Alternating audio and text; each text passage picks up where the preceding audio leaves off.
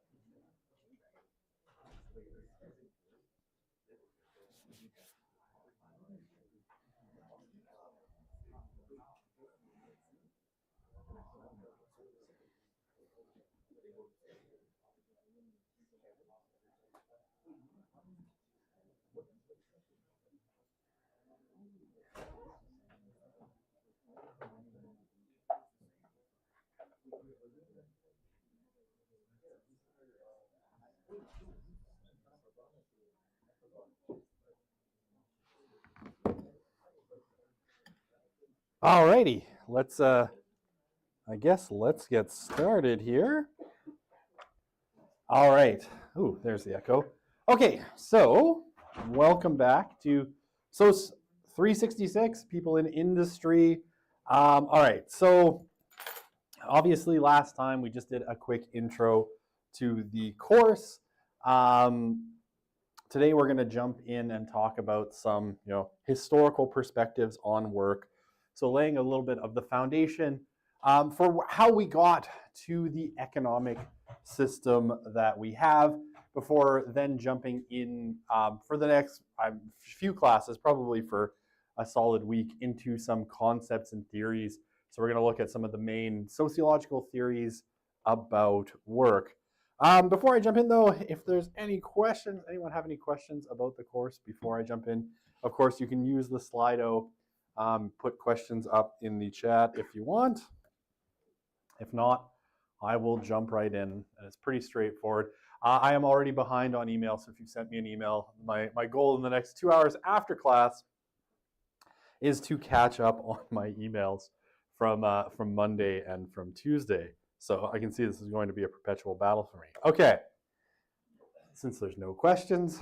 All right, so we talk about work, right? Work in the sociological sense has a pretty broad definition, right? Basically, we're talking about, an activity that provides a socially valued product or service.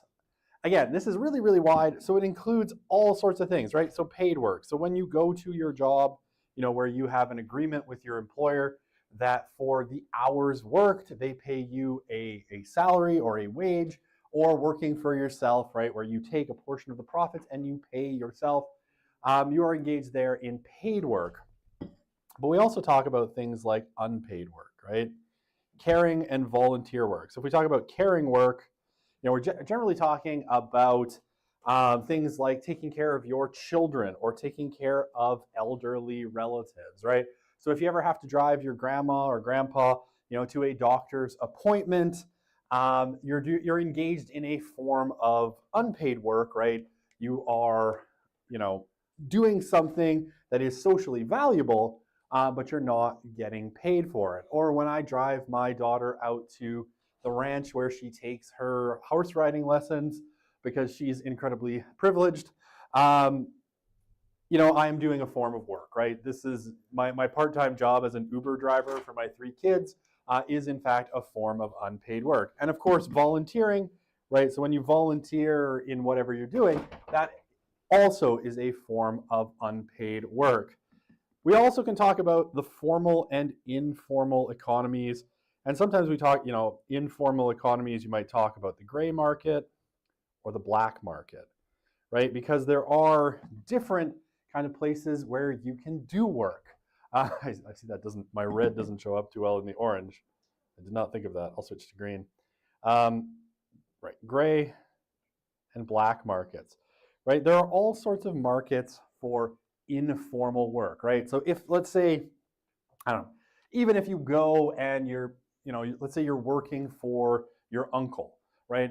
A construction job in the summer, your uncle owns a concrete company and you go work there, but instead of paying you like an employee, they just hand you cash under the table. Or, I had cleaners a few years ago that would come and clean our house, and they said that if I paid them in cash, that they would give me it was like a 10% discount, right? It was 10% more expensive if I did e-transfers or checks than if I paid cash, because they were involved in kind of the informal or a gray part of the market, right? They were still providing me with the service, but in paying them in cash, they didn't then have to report that money to, Canada Revenue Agency and therefore pay taxes on it. And there is a ton of work that happens in informal economies, both gray and black. People working for cash, people working under the table, all of these sorts of things. And of course, we have legal work and we have illegal work, right?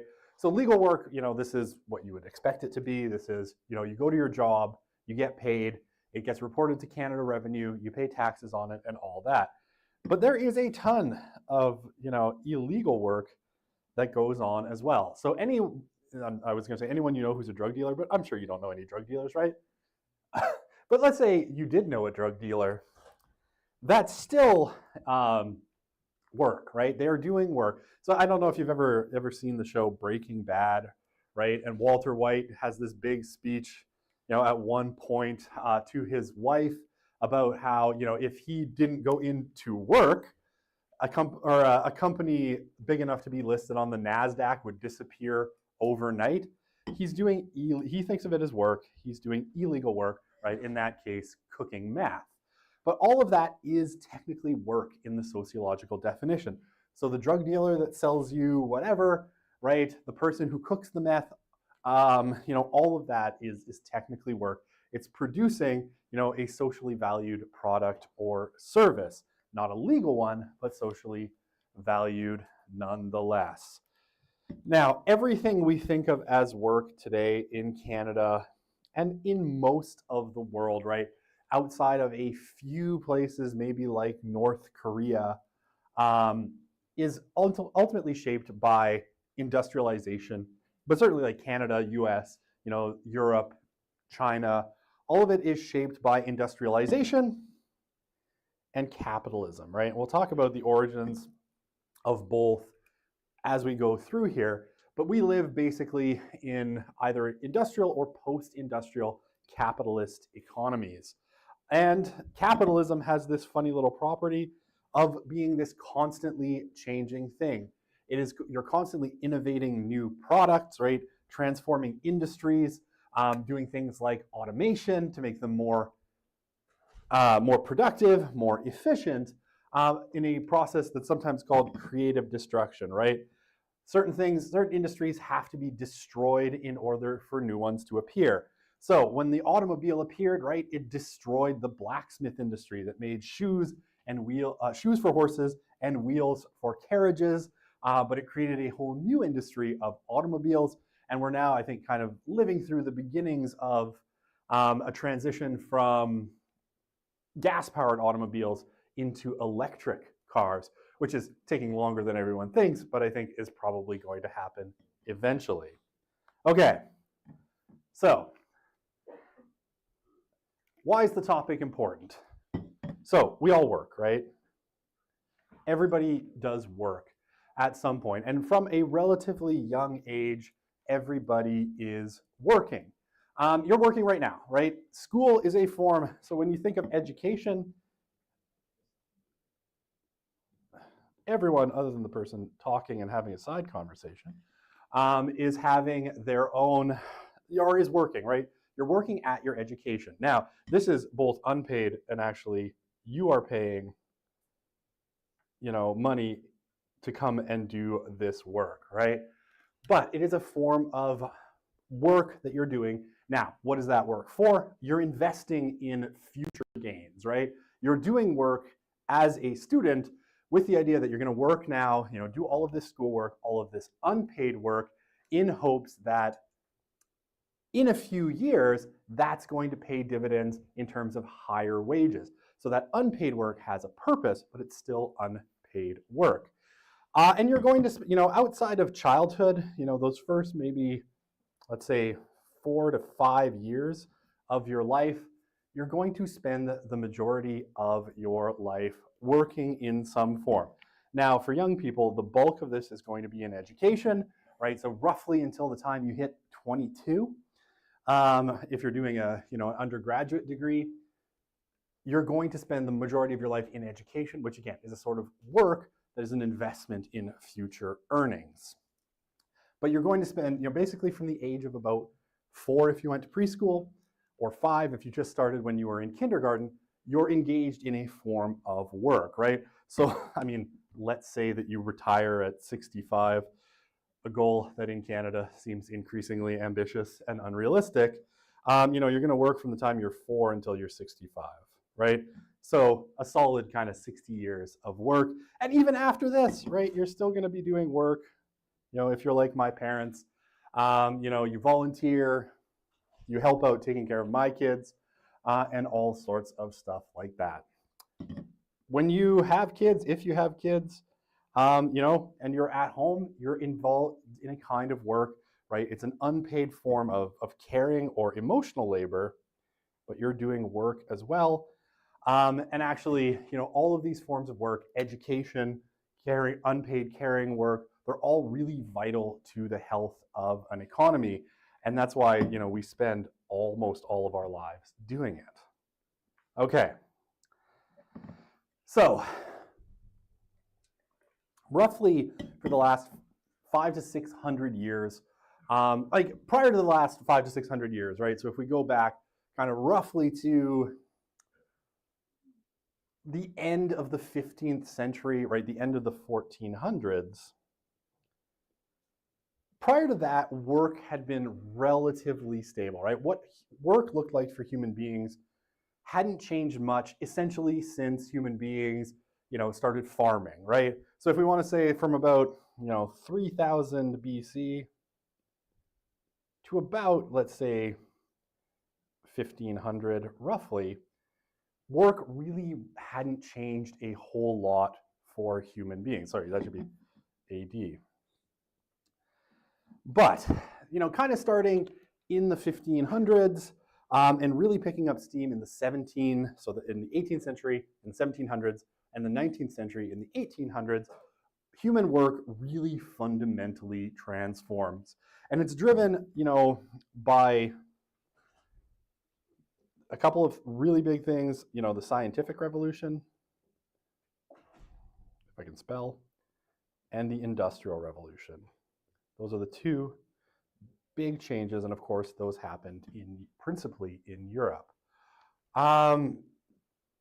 So basically starting there, European societies, and then spreading that out kind of unevenly to other parts of the world, first to the Americas, and then later Africa, Asia, and other parts of the globe. We shifted from what we call a system called feudalism to industrial capitalism, and basically upended a lot of the modes of production, the way that human beings make things. And then in probably only about the last, say, 30 to 40 years, so we're still very early in this, we've entered what is sometimes called the post-industrial revolution, sometimes referred to derisively, especially by Marxists, as late capitalism or late stage capitalism, but moving out of manufacturing things and more into services, right? And this is probably one of the biggest shifts, especially in the West, where it used to be that the bulk of the population until about 1970 was involved in making stuff or farming, and increasingly as we move through the 80s, 90s, 2000s, 2010s, and 2020s, more and more of us are involved in just providing some kind of service to other people rather than actually manufacturing things. Like the number of people involved in agriculture and manufacturing declines precipitously. And we'll look at that when we talk about labor markets. This has broadly been driven by what we've come to call globalization, a process that kind of starts, it depends on who you talk to, but kind of starts probably around 1979, 1980, when China decides to open itself up to the world and sort of become a manufacturing hub, the world's factory. And we see a shift of manufacturing from the developed West into, principally East Asia, right? And principally China to begin with, but then we also see Taiwan, Hong Kong, before reunification with China, South Korea, increasingly like Vietnam, to an extent places like Bangladesh and India as well. And this kind of connects the world in a bunch of really complex supply chains where manufacturing kind of bumps along from one part of the world to another, and nothing really gets built in a single place. And I'll show you, later in the term, this kind of mini 10-minute documentary on just like manufacturing a t-shirt. And the process of manufacturing a t-shirt is actually a surprisingly global process, that starts with growing cotton, in fields in Mississippi, but actually takes that cotton all the way around the world, to 10 or 15 different countries before, it's Amazoned to your house. Okay, so the big shift since 1980 has been on these couple of things, and I'll highlight them. It's who does what work.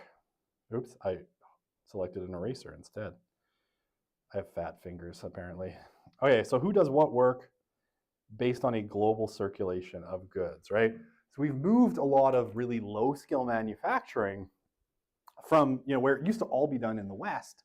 Now we've moved that increasingly to places like China, Vietnam, Bangladesh, and, places where companies can pay much lower wages, which has been good in some ways, right? It's kept costs really low for consumers in the West and allowed them to move into these service industries that have ultimately much higher wages.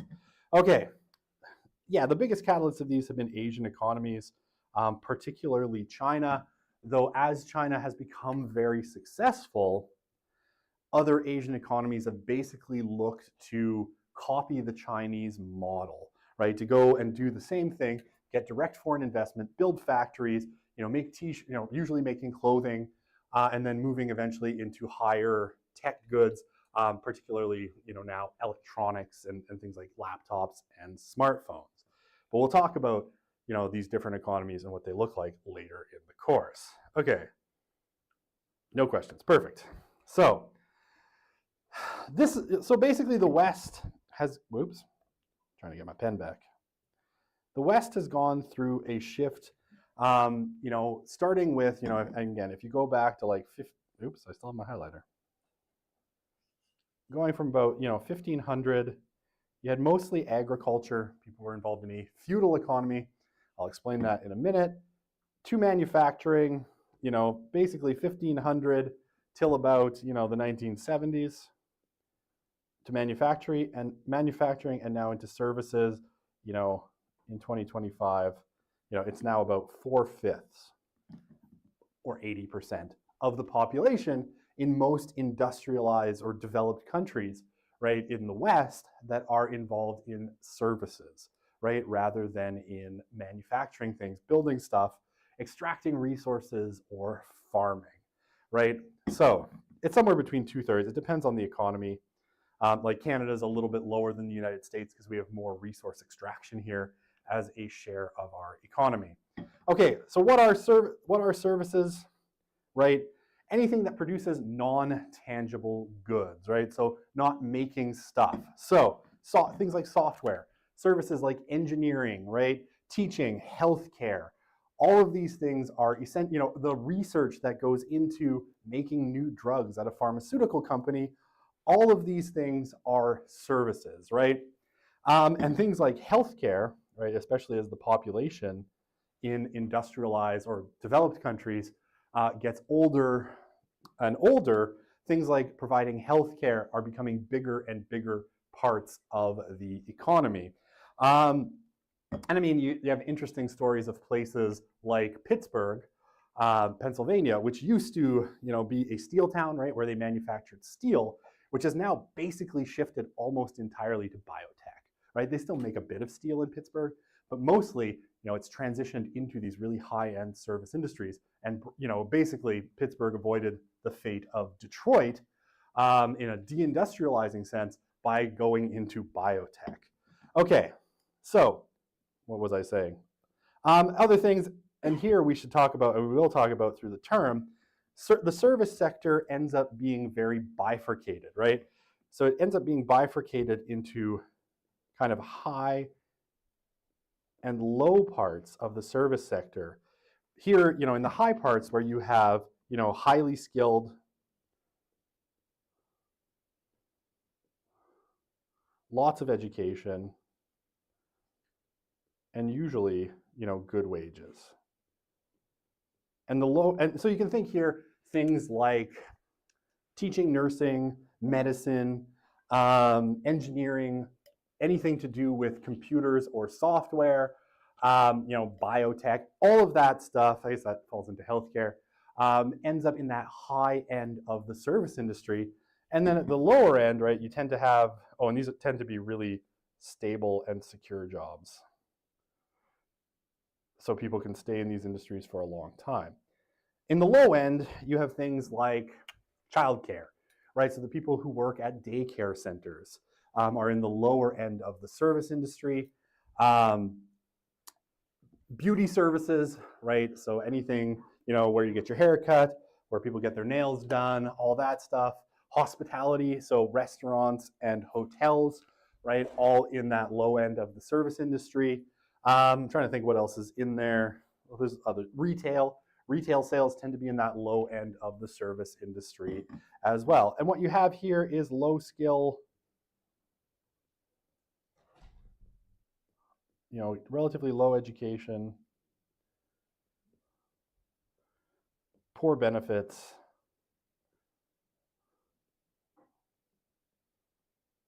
and unstable, right? People tend to move around a lot. And there's a few other aspects of this. But we'll talk about this more as we go through the course. Okay. We also have seen a big shift in sectors like agriculture, right? Agriculture, you know, technically speaking, the West produces more food than at any time in its history, right? We're actually making, you know, growing more wheat, more potatoes, more everything, you know, raising more cattle and all of that stuff, but it's done by fewer people. As things like farming equipment, you know, combines, tractors, there's like a billion different kinds of farm equipment, have become much more capable and much more expensive and high tech. It takes fewer and fewer people to do the work. The work that it used to take like 20 people to do is probably on farms is now probably doable by 2 or 3 people, right? So fewer and fewer people are involved in agriculture, and increasingly, thanks to some government policies, increasingly a lot of the farmland is owned not by family farmers, but by really, really large international corporations. More manufacturing is also being done in the West, but increasingly with fewer and more highly skilled people, right? It's not our idea of the factory, even the factory from, say, the 1950s, 60s, or 70s, the auto factory for Ford, General Motors, or Chrysler, where there's a lot of hands-on. Most of manufacturing in the West now is incredibly high tech. It's done with a lot of robots. And the people, therefore, who have to work on these are extremely skilled, right? They are highly educated, very skilled. So while we are technically making more stuff, the people who are making that stuff are fewer and much more highly skilled. And there's all sorts of potential landmines there. But again, we'll talk about that later in the course. Okay. So, all right, let's talk about capitalism. The system that we live under, the much derided capitalism. Okay, so basically from kind of, let's say, roughly around 450 AD until, genuinely probably about 1500 AD, the system, is in Europe, was a system called feudalism, right? And basically coming out of the collapse of the Roman Empire, so we have to go all the way back to the Roman Empire. The Roman Empire breaks up, Europe breaks up into these small kinds of jurisdictions run by local kind of nobility, who are under a king. And the whole system is reorganized fundamentally from a system where the empire kind of runs everything, and you pay taxes to the emperor, to where everybody is sort of beholden to the person just above them in the feudal ranks, right? So what do we have? Mostly, this is a society of subsistence agriculture, right? So most people living in this period are living, what you would call hand to mouth, right? They grow basically just enough food to feed themselves for the year on small family farms that they do not own, that are owned by, one of these folks, right? The lords, the feudal lords. They kind of rent you the land in exchange for you give them a percentage of the food that you grow. And the bulk of people in medieval society are here, right? They are what are called serfs. And these serfs are tied to the land, right? So in a sense, they're not quite slaves, but they're almost like slaves. They can't really leave to do anything else. They don't really belong to the feudal lord, but they're tied to the land that is owned by the feudal lord. And what they do on these small plots of land that they and their families live on is they farm this really small amount of land, grow just enough food to feed themselves, and give a little bit to the feudal lord. So it is very labor intensive, right? It requires a lot of human and a bit of animal labor. And basically is not particularly productive, right? It's a very unproductive form of economics. We have a very high degree of social inequality in this period, right? You have the king up here and the lords, and they own most of the land and have most of the wealth. And then the next two classes under here, right? You have knights and vassals to lords. But the bulk of the population, again, is right down here. They are serfs, right? They farm the land, they might get called up to fight in wars and all of that stuff, but they own very little. So lots of money and food up here, not a lot down here, right? So poor living conditions, right? Relatively poor, little economic or social change. The medieval period in a lot of ways is pretty stable in terms of its social order. and not a lot of social mobility, right? It's kind of an old movie now, but there's this movie from, I think it's from the 90s, called A Knight's Tale with Heath Ledger. And, one of the kind of features of this is, he's born here, he wants to move up to here, but there's not a lot of social mobility. So he has to basically lie in order to, be a knight. And that's it, right? There's no social mobility. There's no way that you can go from being a serf down here or a peasant, into any of these other social classes. You are stuck in whatever position you are born in the Middle Ages. And yeah, nobody really thinks about individual rights in this period at all. Eventually, the British in kind of the 14th century have things like the Magna Carta, which establishes, the rights of these folks versus the king. But no one gives, a frickle pickle about the people down there. Okay. So what happens? How do we get from that relative period of stability to here?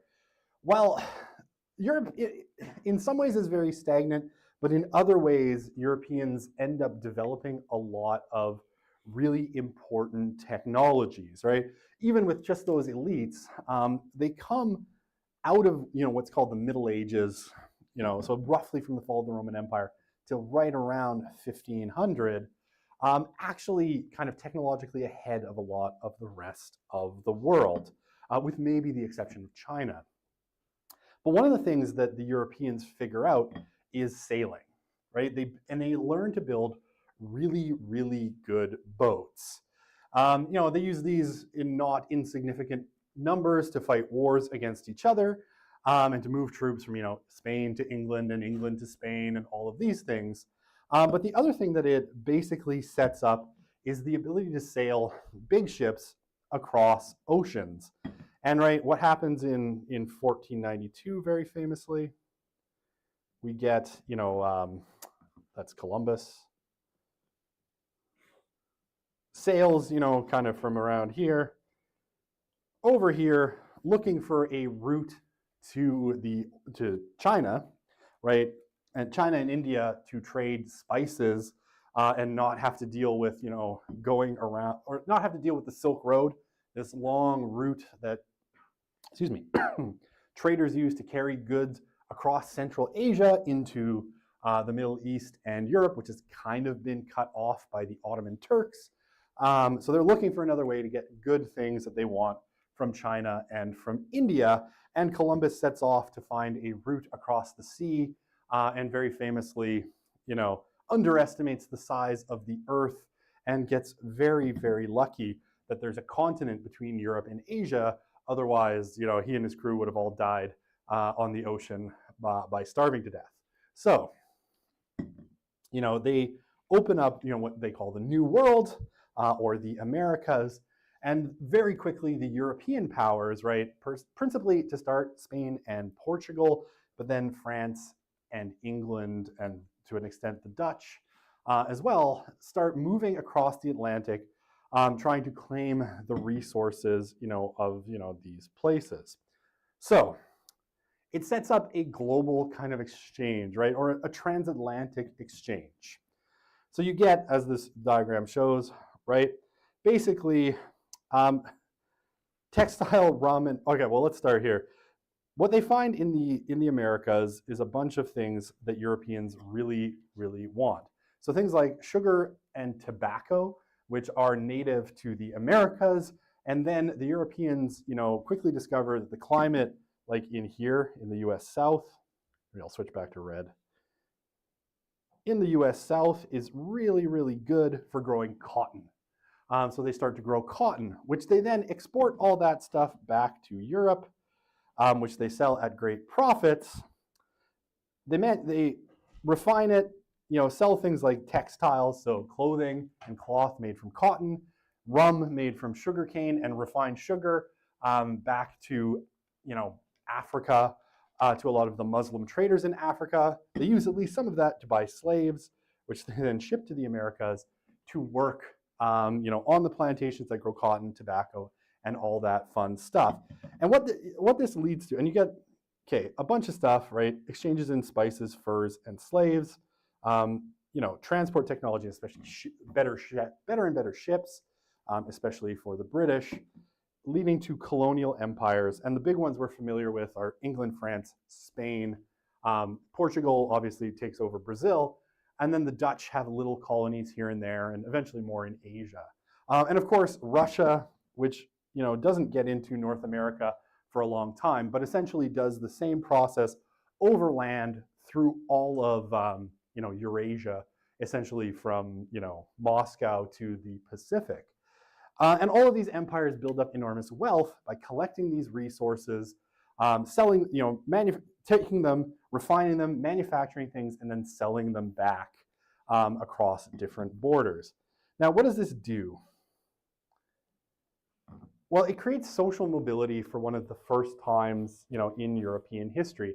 And what you get is the emergence, principally, I'm just going to go back here and clear my picture.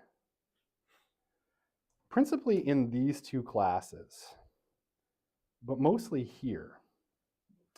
You get a lot of people in those classes that are able to use their relative freedom to become merchants, right? So they buy ships, they take a lot of risk, and they go here, get some slaves, go here, get some tobacco and sugar and cotton, and then bring it back to Europe, and they become really, really wealthy.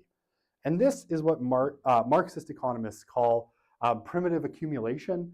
But basically what happens is they accumulate a bunch of money, right? They get a bunch of money out of here, and especially like the Spanish get a whole bunch of gold and silver out of the Americas, out of South America especially, that they pillage from the Aztecs, the Inca, the Mayans, and everyone else that they find that has any. And this ends up building up a whole bunch of capital that can later be invested into factories and things that lead to the development of industrial society. So basically, for a couple centuries, they just build up a whole bunch of capital, right? And that capital is sitting in bank accounts and banks, kind of with nothing to do. And eventually, one of the things that people want to do with their money is use it to make more money. And so when a few technologies come along, they start to invest in them, and that allows that money that they built up fuels the Industrial Revolution. Okay, so I guess, just want to check my slides. We cover communism in this course. Oh yes, we will talk about communism. In the next unit, we'll talk about some Marxist economics versus particularly Austrian and maybe a little bit of classical or neoclassical economics, and the way they answer different questions about labor. But we will definitely talk about communism and Marxism. It's a sociology class. We can't not talk about Marx, sadly. Okay, so I'm going to take a little aside here for 5 minutes on what this looks like in Canada. So Canada is relatively late to the game, right? Canada, unlike the United States, develops relatively late. But one of the things that comes out of so Canada ends up really being a kind of colony. Obviously, it's a British colony directly, but it's kind of an economic colony of the United States as well. And Canada kind of gets stuck, and this is from Harold Innis, who's a very famous Canadian economist from the 50s, 60s, and 70s. And he talks about how Canada sort of got stuck, right, with being a provider of resources to the United States. And was it really good? I hope it was really good.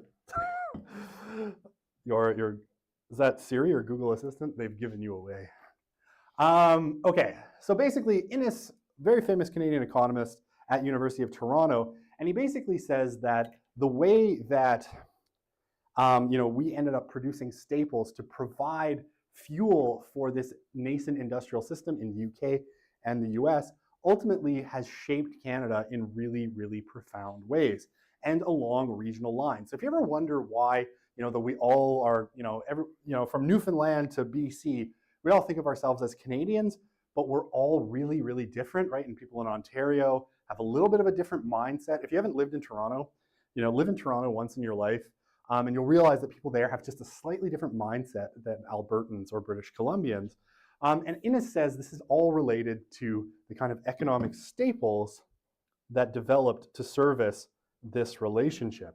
So Canada, established on an east-west axis, with the West feeding raw materials to the East for manufacturing, in England, the United States, and then central Canada after central Canada develops. So, I mean, nothing's really changed, right? The West, Manitoba westward, still produces broadly resources that are used in other parts of these different kind of economic empires. Okay, so what does this end up looking like, since no one has questions? In Canada, well, Innes thinks, it's created distinct cultures in different regions. So in the Maritimes, the principal staple that was produced was cod, right? Now there's no more cod to fish, so they fish other things, lobsters, and that. But because that was the staple, it creates a particular culture. And Innes thinks this is, mostly decentralized, but cooperative, right? Because fishermen typically own their own boats. They're decentralized. There's no, central Canadian fishing fleet, so it's not state-owned. But often fishermen work together. They go out in fleets, for safety and assistance if they happen to have a big catch. Central Canada, initially sort of develops along, things like fur, like the fur trade. If you remember your social studies from high school, the fur trade is the first big Canadian industry. And who runs this, right? It's a state corporation, the Hudson Bay Company, right? Which amazingly still exists. The Hudson Bay Company runs the fur trade, but then later things like timber and minerals are largely dominated by large corporations because they're capital intensive, right? It takes a lot of money to log and mine.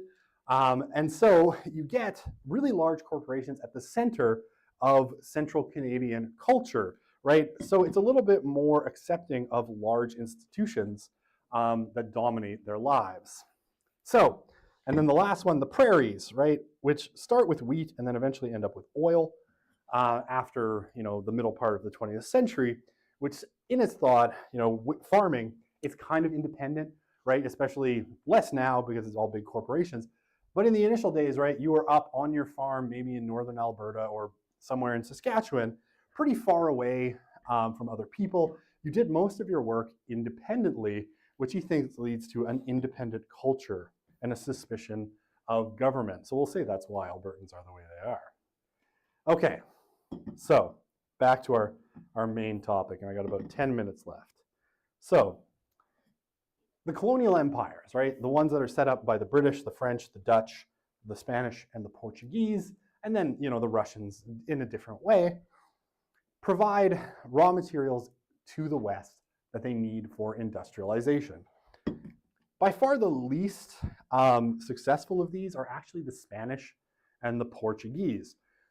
Both of them, go into Latin or South and Central America, basically take it over, pillage them, steal anything that isn't nailed down, and probably some things that are, mostly gold and silver, import them back into Spain and Portugal, which leads them to be very externally, kind of like they look very powerful externally, but ultimately very economically weak.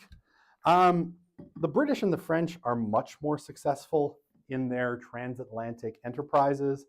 They produce goods, things like tobacco, sugar, cotton, furs, and all this stuff, which they, and a lot of it using slave labor, that they basically re-import, manufacture them into something, turn them into wealth, and then sell them all over the world. In lots of ways, they turn some of their colonies into markets for the goods that they manufacture. And then, the one thing that the Europeans really wanted is a big trade relationship with China. And this is because the Chinese have a bunch of stuff that Europeans want. Spices is one. Apparently European food is very bland, I've heard. Spices, that's what all my Indian friends tell me. They class things as white people food and non-white people food. And apparently white people food is an insult. I don't know. Spices, silks, cotton to an extent. But the big one, and the one that comes to dominate, is tea. The British really freaking love their tea. And eventually it comes to a point, and I'll show you a little video. We'll end off with it today and then maybe finish it at the beginning of Friday's class. Tea becomes the driver of massive global movements and much machination as the English try to find something other than gold and silver that they can trade for tea. All right, here's a little bit of history about In 1792, Britain has just come out of a war that's cost it not only much of its national treasury, but also one of its most lucrative overseas colonies, North America.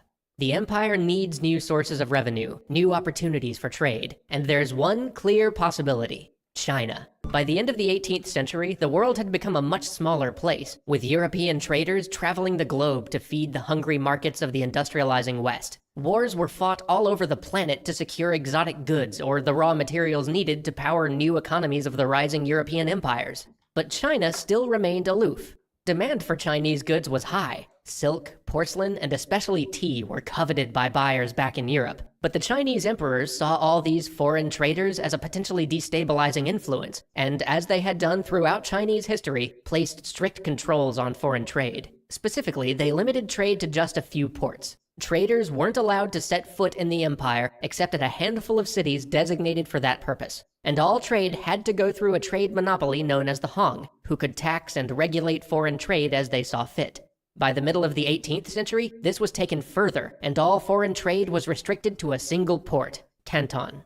This drove resentment among the European traders who saw limitless opportunity for profit if they could just get their hands on it. And those Europeans trading in China were, in some ways, a self-selecting group. If you're gonna make your living transporting goods thousands of miles from your home, you probably believe in the inherent value of unrestricted trade, which meant that these rules did not sit well with the Europeans, and piracy and smuggling began to rise. Even within the official channels of trade, merchants began to strain at these limitations. Eventually, an employee of the Honorable East India Company, the militarized trade organization responsible for British affairs in India, pushed by what he saw as abuses of corrupt officials and undue restrictions on free trade, decided that it was time to openly break the rules that the Chinese imposed. He left Canton and took his grievances upriver, literally and figuratively, wanting to be heard by someone in the Chinese hierarchy who was outside the Hong, outside the monopoly set up in Canton. And here's where divides of culture come in. Because it's possible that he wasn't acting in a way that he saw as malicious or even inappropriate. In fact, he may have been acting in a way that he thought of as perfectly reasonable were he in England. But he wasn't in England, and the arrogance of this trader just deciding that his complaints should be elevated to imperial court rather than going through the proper authorities was unbelievable to the Chinese. More than that, it put into question whether these Europeans would stay in one port at all, or even obey Chinese law. And so further restrictions were put into place. Trade was clamped down on even more. But European demands for Chinese goods, especially English demands for their newfound love of black tea, continued to grow, which brings us back to 1792. By this point, the British were importing tens of millions of pounds of tea every year. Within 2 decades, import duties on tea would account for 10% of the government's entire revenue. Tea was one of the major drivers of the economy. Tea was so essential to the British world that the Canton system was simply no longer acceptable. And more than that, the British were now running an enormous trade deficit with the Chinese. Millions of pounds of silver were flowing out of the British Empire and into China. On top of that, recent European struggles had cut them off from the silver mines of South America, and costly foreign wars had left the treasury dry. Even the Honorable East India Company was broke, incurring a huge debt to finance their military conquests of parts of India. The British Empire, for all of its power and its wealth, for all its global might and territory in every region of the globe, simply did not have the raw currency it needed to continue paying for its tea habit. So, the British decided that it was time to finally send an official diplomatic mission to China. No more traders, merchants, or pirates. This was going to be a real envoy from one monarch to another to talk about opening up trade. After some consideration, it was decided that the first Earl of Macartney, a seasoned colonial governor, should lead the mission. His aims were simple: end the Canton system, establish a permanent embassy, or at least get a permanent British representative in the imperial court, and, if possible, secure the grant of a small island off the coast of China where British merchants could operate under British rather than Chinese law.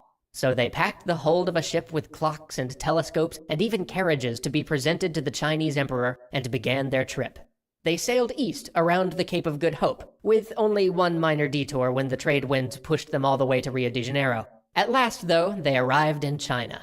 They immediately asked to dock at a port much closer to Beijing than Canton. This was considered bad form by the Chinese, but representatives of the East India Company explained that they had expensive gifts for the emperor on board, and didn't want any of them to get ruined in a long overland journey, so the Chinese acquiesced. They and their goods were ferried up the Grand Canal to Beijing, and here they assembled their gifts and prepared for the last leg of their journey, over the Great Wall and to the emperor's summer palace at Jahal. Here they finally met the emperor. And trouble began immediately. Because in the presence of the emperor, it was expected that everyone kowtow, or kneel and bow so low that their head touched the floor. And Macartney, being a seasoned British governor and gentleman, hailing from what he believed was the most powerful and civilized nation in the world with, as he saw it, the most divine monarch and not only the right but the duty to spread the British way around the globe, refused to do so. After all, if he wasn't going to touch his head to the floor for King George, he certainly wasn't going to do it here. So, after some wrangling and protestations, he proposed a counter-solution. He would perform the kowtow so long as, every time it was done, a Chinese official of equal rank would kowtow to a picture of George III. This was, of course, ludicrous to the Chinese, as, after all, they were from the most powerful and civilized nation in the world, with the most divine monarch, and who was this barbarian to try to put his king on anything like the emperor's level? Seriously. But even without the kowtow issue truly resolved, with Macartney merely genuflecting in the end, as he would to King George, the meeting went forward. Macartney showed off the marvels of British science, although mostly the flashier and less practical kind, and presented them to the emperor. And here too, signals got crossed, because the Chinese court took this as a tribute mission. After all gift-giving missions to the emperor are tribute missions. What else would it be? And yet the British thought that they were demonstrating all the reasons that China would benefit from opening up trade with them. So in the end, Macartney was dismissed without the emperor agreeing to a single one of the goals he set out to achieve. And the emperor sent one of the most gloriously, imperially snarky letters ever penned to King George, thanking him for his tribute which, though neither he nor the Chinese actually wanted it, he would graciously accept out of respect for how far George had sent people just to pay him tribute. But no, China didn't need baubles or knickknacks from England, thank you. Trade would remain the way it was. So Britain was left with a massive trade deficit. The East India Company was £28 million in debt as a result of their war in India, and the royal coffers were nearly dry. They needed to find some product the Chinese wanted. And then they did. Opium. All right, we'll pick that up on Friday. See you then.